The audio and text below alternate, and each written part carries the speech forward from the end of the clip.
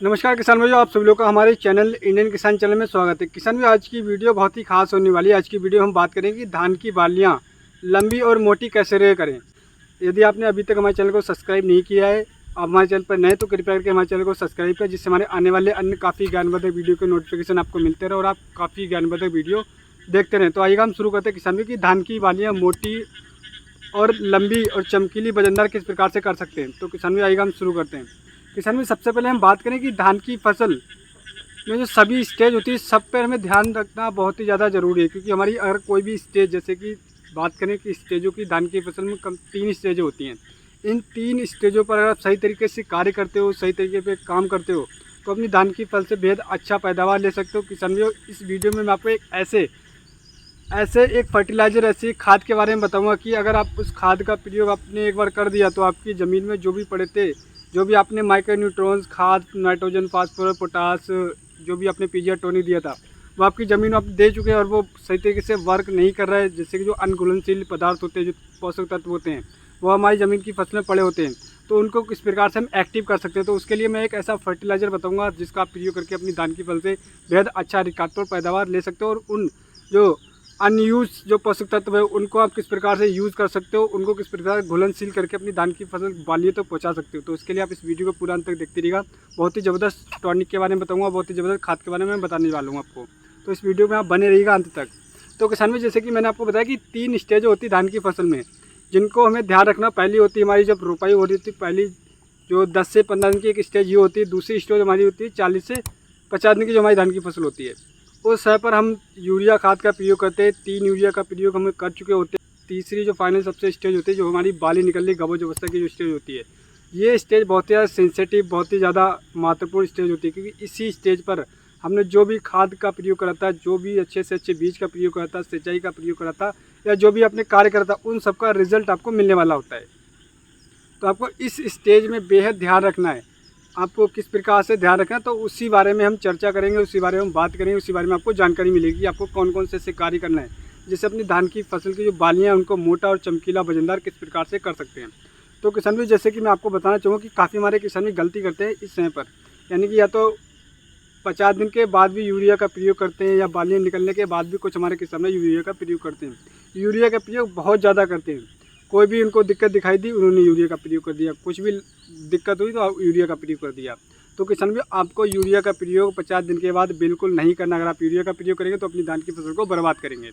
तो किसान भी, जैसे कि मैं आपको बताना चाहूँगा, जब आपकी धान की फसल गबोज अवस्था में, आपकी फसल गबोज अवस्था में, तो गबोज अवस्था में आपको बेहद ध्यान रखना है। और उसके बाद में जो हमारी फसल परागण क्रिया होती है, बाली निकलने के बाद फल फूल बनने होते हैं, तो उस समय पर आपको इन 2 स्टेजों में बहुत ज़्यादा ध्यान रखना है।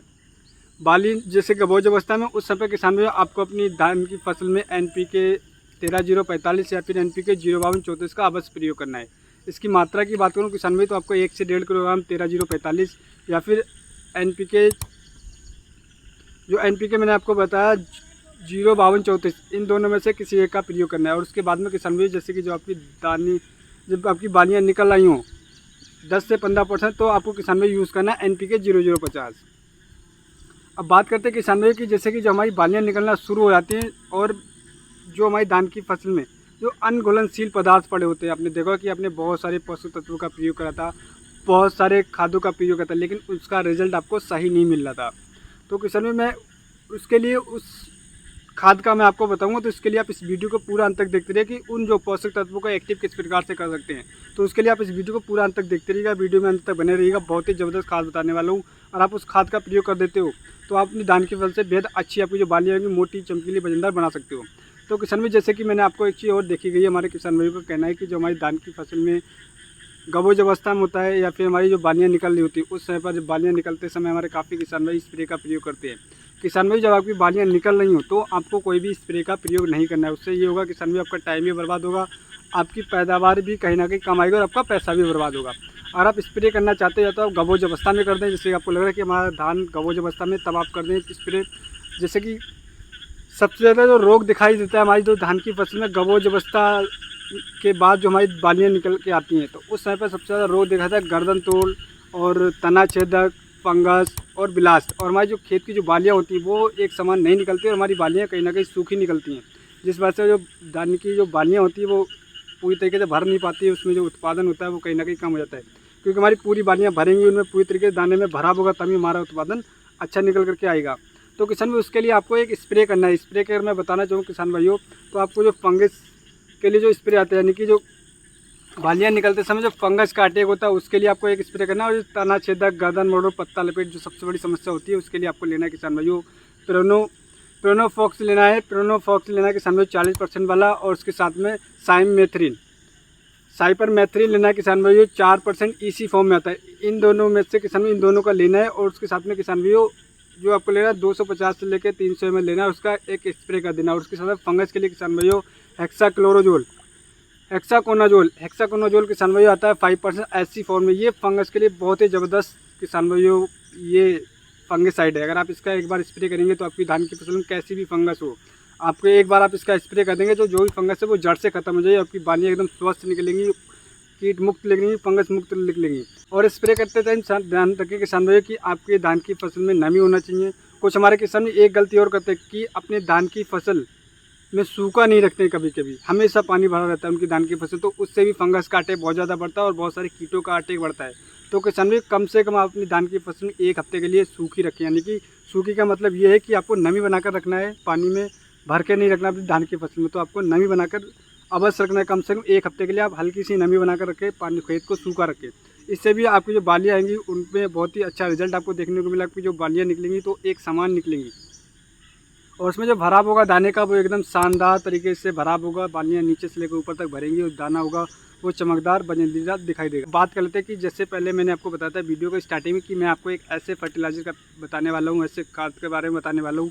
तो अगर आप उसका प्रयोग करें तो आपने जो भी माइक्रोन्यूट्रॉन्स एंड नाइट्रोजन, फास्फोरस, पोटास या जो भी सारे आपने पोषक तत्व डाले थे वो ठीक तरीके से हमारी जो धान की फसल है उसको नहीं पहुँच पाते, हमारी ज़मीन में पड़े होते हैं या कि अधिक बारिश की वजह से वो काफ़ी नीचे चले जाते हैं। तो उनको हम किस प्रकार से एक्टिव कर सकते हैं, तो उसके लिए किसान भी आपको एक मैं पोषक तत्व खाद बताने वाला हूँ। अगर आप इसका स्प्रे कर देते हैं या इसका यूज़ करते हैं धान की फसल में, तो अपनी धान की फसल में बेहद अच्छा रिजल्ट ले सकते हैं। और जो पोषक तत्व आपकी ज़मीन में पड़े हैं उनको एक्टिव करके हमारी बाली तो पहुँचाकर जो बाली आएगी वो बहुत ही शानदार आएगी। अब बात करते हैं वो कौन सा खाद है।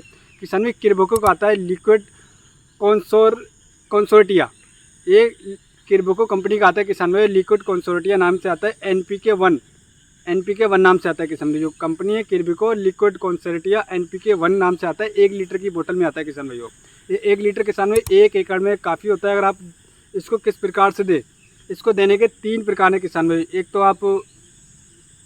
आप किसान भाई आप इसे स्प्रे द्वारा दे सकते हैं। दूसरा अगर आप सिंचाई करें तो आप सिंचाई करते समय जैसे कि जो आपका बरा है उसमें मुहाने पे रख दें और उसके धीरे धीरे आपके पूरी खेत में पहुंच जाएगा। दूसरा आपके खेत में अगर पानी पहले से भरा हुआ तो आप इसको खेत में घूम कर भी डाल सकते हैं। दूसरा आप 150 लीटर पानी में घोल तैयार करके इसका स्प्रे भी कर सकते हैं। इससे फ़ायदा ये होगा किसान भाई जो भी आपकी ने जो खाद डाली थी नाइट्रोजन, फास्फोरस, पोटास, माइक्रोन्यूट्रॉन्स या फिर ह्यूमिक, सागरिका या जो भी पीजिया टोनिक डाला था, अब जो हमारी ज़मीन में पड़ा होता है, जो अनघुलनशील तरीके से पड़ा रहता है, जो हमारी फसल को नहीं पहुंच पाता है, तो उन सभी पोषक तत्वों को ये धीरे धीरे घुलनशील बना करके हमारी बाली तक पहुंचाता है और उनको एक्टिव करता है। जो अनएक्टिव जो पोषक तत्व हमारी ज़मीन में पड़े होते हैं कुछ नीचे चले जाते हैं, उनको एक्टिव करता है और हमारी बाली तक पहुँचाता है।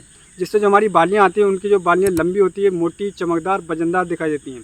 और आपकी बालियाँ मोटी होंगी, आपकी बालियों का साइज़ लंबा होगा, तो आपका जो प्रोडक्शन होगा, जो भी आपका दर होगा वो ज़बरदस्त बढ़ करके आएगा। और मैं गारंटी के साथ कह सकता हूँ किसानों कि आप एक बार NPK 1 का प्रयोग करेंगे 1 एकड़ में, आपको रिजल्ट शीशे कितना साफ हो जाएगा। एक बार आप प्रयोग करिएगा, आप 1 एकड़ में प्रयोग करिएगा, 1 एकड़ में मत करिएगा, और उसके बाद में आप रिजल्ट देखिए किसान भाइयों।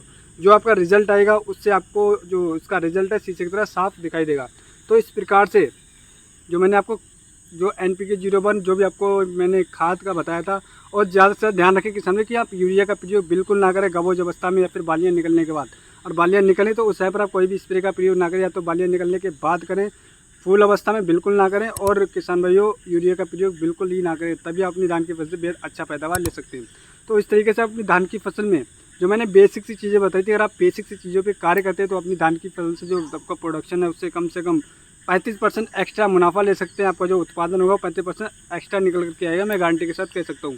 किसान भाई इस वीडियो में मैं अपना खुद का एक्सपीरियंस शेयर करता हूँ। अगर आपको हमारी वीडियो अच्छी लगी हमारे चैनल पर आप सब्सक्राइब करना बिल्कुल मत भूलिएगा, और हमारे वीडियो को अधिक से अधिक हमारे किसान भाई तक शेयर करें, व्हाट्सएप पर, इंस्टा पर, फेसबुक पर, जिससे हमारी जो बातें, हमारा खुद का एक्सपीरियंस है, हमारे सभी किसान भाई तक पहुँच सके, वो अपनी धान की फसल से बेहद अच्छा रिकॉर्ड और पैदावार ले सके। अगर आपको कोई भी सवाल है, कोई भी सुझाव देना चाहते हैं तो आप हमें कमेंट कर सकते हैं। दोस्तों अगली वीडियो मिलते हैं नई वीडियो में नई जानकारी के साथ। धन्यवाद किसान भाइयों।